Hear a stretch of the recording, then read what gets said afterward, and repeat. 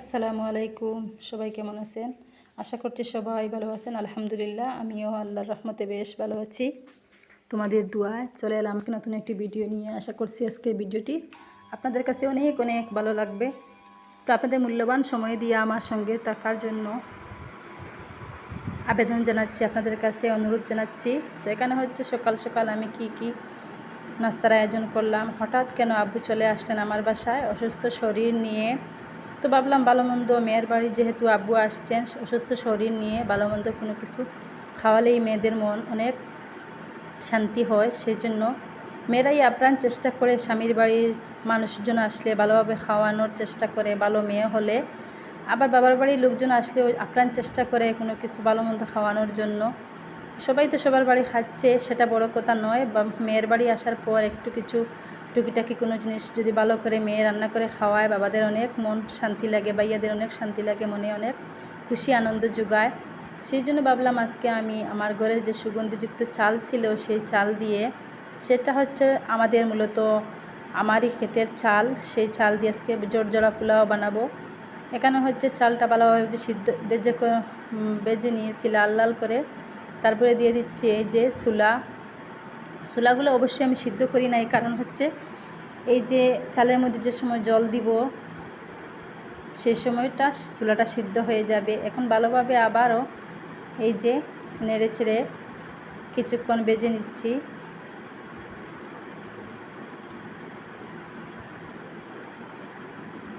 হঠাৎ আব্বু অসুস্থ শরীর নিয়ে চলে আসলেন। আমি দেখে তো অনেক ভয় পেয়েছি যে আব্বু এতটা অসুস্থ শরীর, কথা বলতে পারতেছে না, আবার কীরকম আমার বাড়ি চলে আসলো। আমি তো অবাক, পুরাই অবাক। তো তারপরে জল দিয়ে দিলাম। দেখে দেখে আমার ভিডিওতে একটি লাইক দিয়ে দিবেন, আর যদি ভালো লেগে থাকে ফ্রেন্ড ফ্যামিলিদের সাথে শেয়ার করে নেবেন। অবশ্যই আমার চ্যানেলটি সাবস্ক্রাইব করে পাশে থাকা বেল বাটনটি অন করে নেবেন। আর যে আপু ভাইয়ারা এই কাজটি করে রেখেছেন তাদেরকে আন্তরিক শুভেচ্ছা। আমার মন থেকে আপনাদের প্রতি অনেক দোয়া রইল, অনেক ভালোবাসা রইল। তারপরে সামান্য একটু হলুদ দিয়ে দিলাম, একটু কালারের জন্য একটু হলুদ দিয়েছি। এখানে হলুদ না দিলেও হবে, সাদা পোলাও হবে। আমি যেহেতু একটু কালার করব সেই জন্য অল্প একটু হলুদের গুঁড়া দিয়ে দিলাম। জলের পরিমাণটা একটু বেশি দিয়েছি, যেহেতু আব্বু একটু নরম টাইপের পোলাও খেতে ভালোবাসেন, তাই একটু জল বেশি দিয়ে দিয়েছি। আলহামদুলিল্লাহ 15 মিনিট পরে যে আমার পোলাওগুলো সিদ্ধ হয়ে গেছে একদম। তারপরে হচ্ছে পোলাওর সঙ্গে খাওয়ার জন্য আমি 4টা ডিম এখানে হাফ বয়েল করে নিয়েছি। তারপরে হচ্ছে কড়াইতে তেল দিয়ে পেঁয়াজগুলো ভেজে নিচ্ছি। কিছুক্ষণ পেঁয়াজগুলো ভাজার পর দিয়ে দিচ্ছি একটা টমেটো কুচি করে। পোলাওর সাথে একটু ভাজা মাংস বোনা এরকম হলে অনেক ভালো লাগে, ডিম বোনা হলে অনেক ভালো লাগে খেতে। তো তাই আমি চেষ্টা করছি আব্বুকে ভালো মন্দ কিছু খাওয়ানোর। যেহেতু আব্বুর মুখে একদম রুচি চলে গেছে, সেই জন্য রুচি ফেরানোর জন্য আমি এরকম টাইপের নাস্তা আব্বুকে করে দিতেছি। তো আলহামদুলিল্লাহ আমার আব্বু মন ভরে এই যে নাস্তাটা খেয়েছেন, আর বলেছেন যে অনেক দিন পর মন ভরে পেট ভরে ভাত খেলাম বা নাস্তা খেলাম। আমার বাড়িতে এসে আমার আব্বুর অনেকটা ভালো লাগছে, কারণ যেহেতু আমাদের বাড়িটা অনেক বড়, 5 জন যা আছি, 5 জন জামাই বাসুর আছেন। তো সবাই আলহামদুলিল্লাহ আপনাদের দোয়ায় অনেক মিলেমিশে আমরা থাকি, একে অপরকে অনেক অনেক অনেক ভালোবাসি। তো তারপরে চলে এলাম, এই যে পোলাওটা একদম হয়ে গেছে মাশাআল্লাহ, অনেক মজা ছিল খেতে। পোলাওর উপরে দিয়ে দিচ্ছি আমি এখন এই যে ডিম সিদ্ধ যে করে রেখেছিলাম সেইটা ভেজে তারপরে দিয়ে দিচ্ছি পোলাওর উপরে। কিন্তু হেলদির জন্য আমি এটাকে ভালোভাবে ভাজা করি নাই, ডিমগুলা অল্প একটু নাড়াচাড়া করে নিয়েছি। তারপরে হচ্ছে এখানে দেখতে পাচ্ছেন জাপানি মাছগুলো আমি এখন ভাজা করে নিচ্ছি অফ ক্যামেরায়। তো চলে এলাম অন্য একটা পার্টে। দুপুর টাইমের এই ভিডিওগুলো ছিল। এখানে হচ্ছে আমি শাক, লাউ পাতা আছে, মিষ্টি কুমড়া পাতা আছে, অনেক ধরনের শাক আছে, কলমি শাক, কয়েকটা আইটেমের ডাঁটা শাক, কয়েকটা আইটেমের শাক দিয়ে আমি এক জায়গায় রান্না করব। শুধু বয়েলের মতো রান্না করব আব্বুর জন্য, যেহেতু আব্বু পুষ্টিকর খাদ্য খেতে ডাক্তার বলে দিয়েছেন। তো আমি আব্বুর জন্য এখানে রান্না করে নিয়েছি। আলহামদুলিল্লাহ অনেকটা পরিশ্রম করে রান্নাগুলো করেছিলাম, তো আমার আব্বু মন ভরে ভাতটা খেয়েছিলেন, তাতে আমি অনেক শান্তি, অনেক অনেক খুশি। তারপরে দিয়ে দিচ্ছি পেঁয়াজ কুচি দিয়ে দিলাম, তারপরে রসুন কুচি দিয়ে 2টা নাগা মরিচ দিয়ে, তারপরে হচ্ছে একটা পাতলা স্লাইস করে কেটে নেওয়া আলু দিয়ে দিয়েছি। পরিমাণ মতো লবণ দিয়ে এগুলোকে একটু সময় সিদ্ধ করে নিয়েছি। দেখতেই পাচ্ছেন প্রায় আমার এই যে আলুগুলো সিদ্ধ হয়ে গেছে। দেখতে যেমন মাশাআল্লাহ অনেক সুন্দর, অনেক মজা হয়েছিল খেতে। তারপরে দিয়ে দিচ্ছি আমি কেটে রাখা শাকগুলো একটু বড় সাইজে করে কেটে নিয়েছি। কেটে ভালোভাবে ধুয়ে, শাকে তো প্রচুর পরিমাণে বালি থাকে, সেই জন্য আমি শাকটাকে কিছুক্ষণের জন্য জলে ভিজিয়ে রেখেছিলাম। তারপরে জল থেকে একটু হাত দিয়ে নাড়াচাড়া করে ধুয়ে নিয়েছি 2-3 বার। এতে শাকগুলো দিয়ে দিয়েছি। মাশাআল্লাহ শাকসবজি খেতে, টাটকা শাকসবজি নিজের বাগানের খেতে কার না ভালো লাগে। নিজের হাতে ফলানো শাকসবজি খেতে এটার মজাই আলাদা।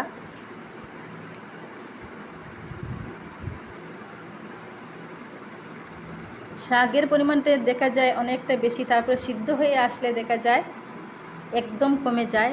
দেখতে পাচ্ছেন একটা হাঁড়ি ভরা শাক ছিল, একদম হাঁড়ির নিচে চলে গেছে শাকগুলা। তো মাশাআল্লাহ শাকগুলা খেতে অনেক মজা ছিল। এরকম শাক আপনারা কে কে রান্না করেন অবশ্যই কমেন্ট সেকশনে জানাবেন। আমি তো বাসায় প্রায় এইরকম আমি শাক রান্না করি। তারপরে উপর থেকে 3 পিস মাছ দিয়ে দিয়েছি। কেউ কেউ আবার শুটকি দিয়ে শাক রান্না করেন। আমার আব্বু যেহেতু শুটকি খেতে পছন্দ করেন না, আমার পরিবারের কেউই শুটকি খেতে পছন্দ করে না, সেই জন্য আমি শুটকি এখানে দেই নাই। শুধুমাত্র 3 পিস মাছ দিয়ে শাকটা রান্না করে নিয়েছি। আলহামদুলিল্লাহ গরম ভাতের সঙ্গে খেতে অনেক মজা হয়েছিল। আল্লাহ প্রত্যেকের খাবারে রিজেকের মধ্যে অনেক বরকত দেন।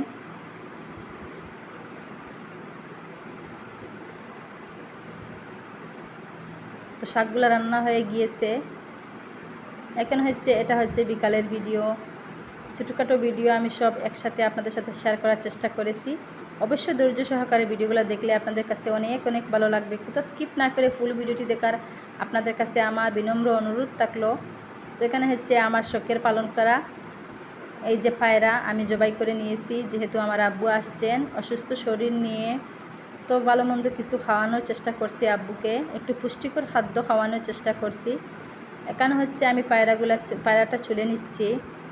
যেহেতু পায়রাটা চুলতে বা পাখি কোনো রকমের পাখি চুলতে সময় লাগে না, সেই জন্য আমি হাত দিয়ে খুব তাড়াতাড়ি চুলার চেষ্টা করছি।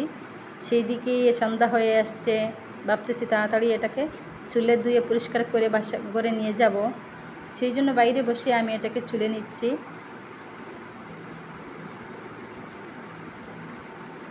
অবশ্যই দেখে আমার ভিডিওতে লাইক দিবেন, ছোট্ট বোনটা ছোট্ট চ্যানেলটির পাশে থাকবেন, ইনশাআল্লাহ আপনাদের অনেক ভালো লাগবে। যদি আমার কথা কাজে কোনো ভুল ত্রুটি হয়ে থাকে ক্ষমা সুন্দর দৃষ্টিতে দেখবেন।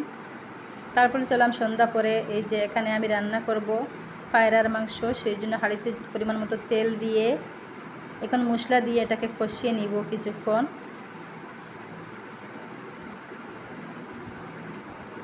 অনবরত নাড়াচাড়া করে মশলাগুলো ভেজে নিচ্ছি, যাতে নিচ থেকে পুড়ে না যায়।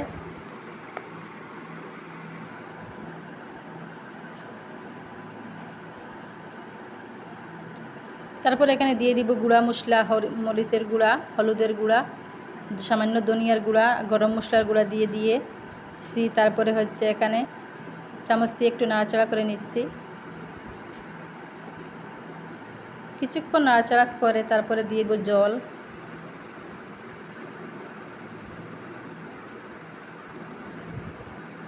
এতে দিয়ে দিচ্ছি মাংসগুলা।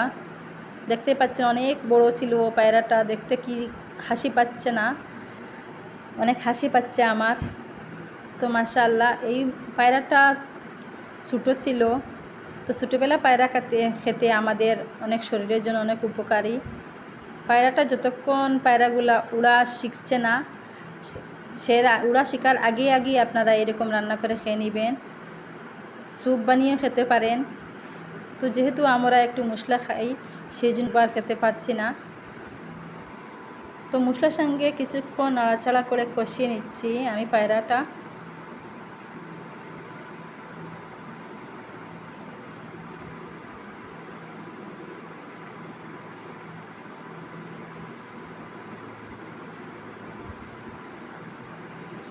একটু গরম মশলা দিয়ে দিবেন, তারপরে সামান্য একটু লবণ দিয়ে দিচ্ছি আমি স্বাদ মতো।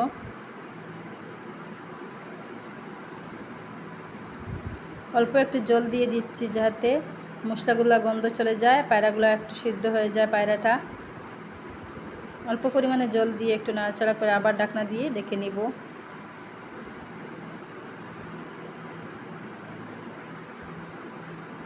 যেহেতু এটা কম বয়সের পায়রা ছিল সেই জন্য অতটা সময় লাগে না সিদ্ধ হতে। তারপরে কড়াই একটা কড়াই বসিয়ে ফ্রিজ থেকে কয়েক টুকরা মাংস বাইর করে নিলাম, সেটাকে তেলে ফ্রাই করে নিব। সেই জন্য কড়াইয়ে তেল দিয়ে আমি মাংসগুলো ফ্রাই করে নিচ্ছি।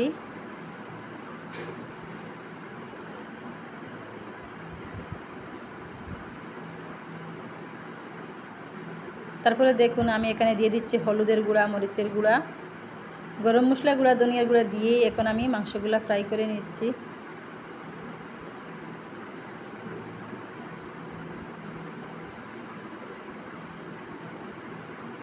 কিছুক্ষণ ফ্রাই করে নিলে দেখা যায় মাংসতে অনেক সুন্দর একটা ঘ্রাণ আসে, মাংসটা একটু টাইট শক্ত হয়ে যায়, সেই জন্য আমি তেলের মধ্যে ফ্রাই করে নিচ্ছি। আজকের ভিডিওটি কার কাছে কেমন লেগেছে, কে কোথায় থেকে দেখেছেন অবশ্যই কমেন্ট সেকশনে জানাবেন। তারপরে দিয়ে দিচ্ছি আমি একটা পেঁয়াজ কুচি, আর হচ্ছে কিছু রসুন বাটা, আদা বাটা আর পেঁয়াজ, অল্প পরিমাণে পেঁয়াজ বাটা দিয়েই আবারও নেড়েচেড়ে কষিয়ে নিব।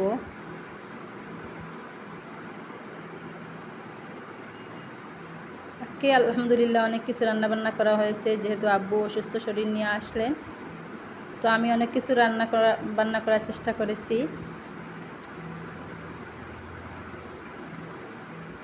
আবার উপর থেকে একটু পেঁয়াজ কুচি দিয়ে দিলাম, ভাবলাম একটু পেঁয়াজ কম হয়েছে সেই জন্য একটু পেঁয়াজ কুচি দিয়ে দিলাম।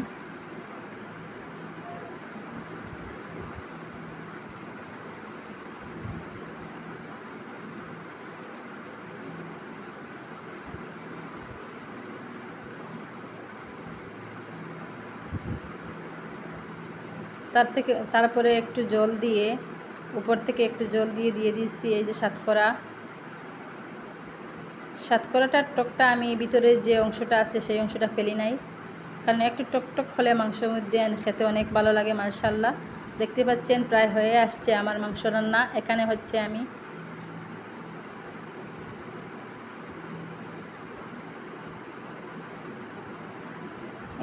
এখন হচ্ছে রাত 9টা বেজে গেছে, তো আব্বুর খিদাও পাচ্ছে, এদিকে আমার বাচ্চাদেরও খিদা পাচ্ছে, তাই ভাবলাম রান্নাবান্না শেষ হয়েই আসলেই আমরা ভাতটা বেড়ে নিব। মশলার সাথে মাংসগুলা একদম মলিনভাবে সুন্দরভাবে হয়ে গিয়েছে, যে জল দিয়েছিলাম সেই জলটা একদম শুকিয়ে গেছে।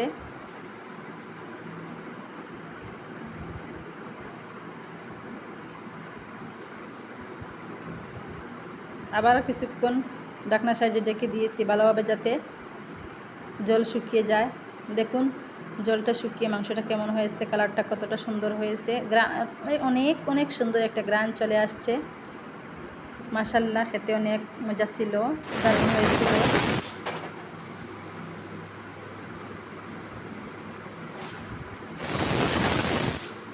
এতটা অসুস্থ শরীর নিয়ে আব্বু চলে আসলেন আমার বাসায়, বা চলে আসবেন সেটা আমি কল্পনা করতে পারিনি। তো আজকের মতো এখানকার বিদায় নিচ্ছি। সবাই ভালো থাকবেন, সুস্থ থাকবেন। আমরা এদিকে ভাত খেয়ে নেই, ভাতটা বাড়া চলছে। আসসালামু আলাইকুম।